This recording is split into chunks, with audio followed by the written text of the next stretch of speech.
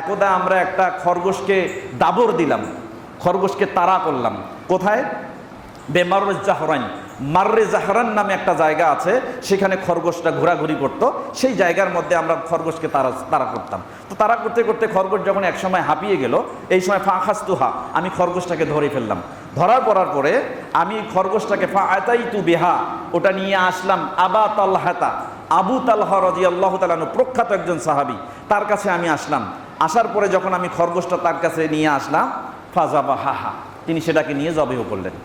এরপরে কি করলেন? ওয়া বাআসা বিহা, তিনি তার একটা অংশ, বাআসা বিহা ইলা নবী সাল্লাল্লাহু আলাইহি ওয়াসাল্লাম বিওয়ারাকিহা আও ফাখিজা বিহা, আল্লাহর নবী সাল্লাল্লাহু আলাইহি ওয়াসাল্লামের কাছে খরগোশের পিছনের গোশতের অংশ অথবা একটা রান মোড়াই দিয়ে আমাকে তার কাছে পাঠাই দিলেন। আমি আল্লাহর নবীর কাছে সাল্লাল্লাহু আলাইহি ওয়াসাল্লামের কাছে ওইটা নিয়ে গেলাম। ফাকাবিলাহা, আল্লাহর নবী সাল্লাল্লাহু আলাইহি ওয়াসাল্লাম সেটাকে গ্রহণ করলেন খাওয়ার জন্য। তার মানে বোঝা গেল খরগোশ আল্লাহর নবী খেয়েছেন, খরগোশ খাওয়া কি 100% হালাল। কথা কি বুঝতেছেন?